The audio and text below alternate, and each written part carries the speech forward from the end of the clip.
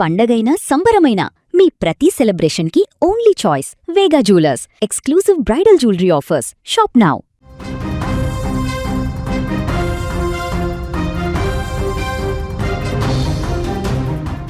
విశాఖపట్నం పారిశ్రామిక చరిత్రలో ఒక చీకటి రోజుగా మారింది నిన్న సోమవారం.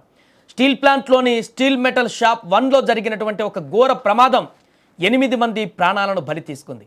సాయంత్రం వేళ అకస్మాత్తుగా జరిగినటువంటి ఈ ఘటన ప్లాంట్ కార్మికులను, వారి కుటుంబాలను తీవ్ర శోకసంద్రంలో ముంచెత్తింది. SMS 1లో లాడిల్ ఒక్కసారిగా భారీ శబ్దంతో పేలిపోయింది.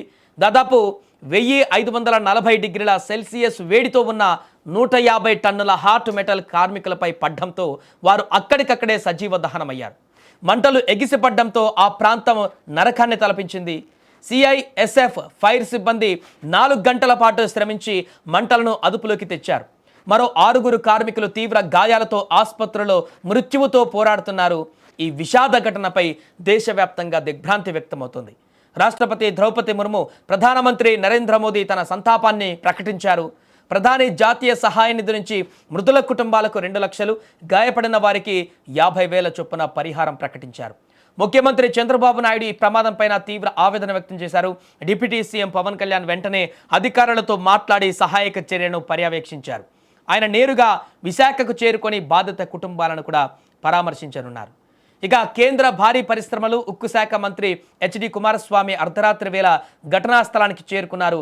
కేంద్ర మంత్రి రామ్మోహన్ నాయుడు, రాష్ట్ర హోంమంత్రి అనితతో కలిసి ఆయన పరిస్థితిని సమీక్షించారు. ఘటనపై సమగ్ర విచారణకు ఆదేశించారు.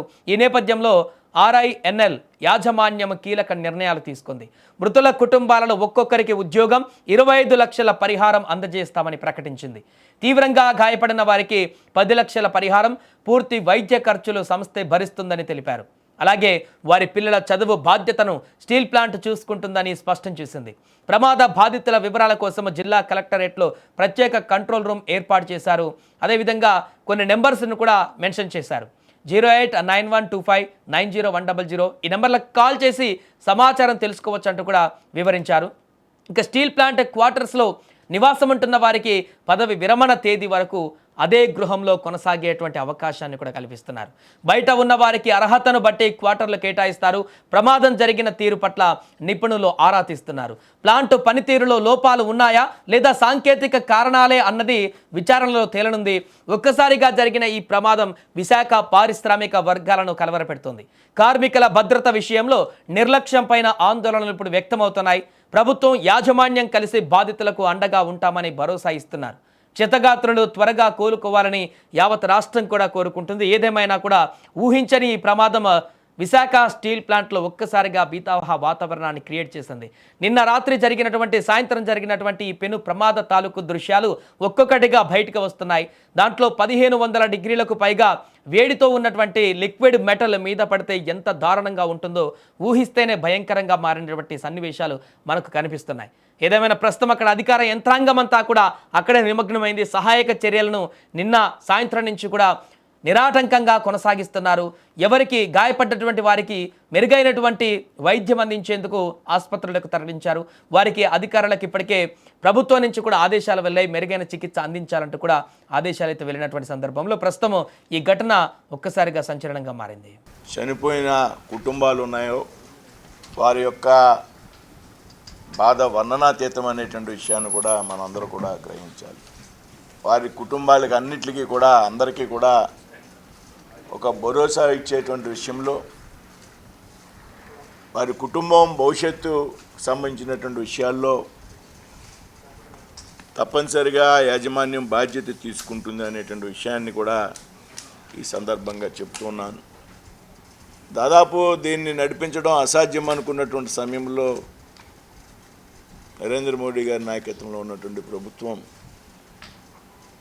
రాష్ట్ర ప్రభుత్వం, చంద్రబాబు నాయుడు గారి కృషి, మీ అందరి యొక్క సెంటిమెంట్ ఆధారంగా మనం ప్యాకేజ్ ఇవ్వడం, చనిపోయినటువంటి ఉద్యోగస్తులకు టెర్మినల్ బెనిఫిట్స్తో పాటు అంటే రిటైర్మెంట్స్ బెనిఫిట్స్తో పాటు 25 లక్షల రూపాయలు ఎక్స్గ్రేషియా అదనంగా ఇవ్వడం, అదేవిధంగా వారి కుటుంబంలో ఒకరికి RINLలో ఉద్యోగం ఇవ్వడం,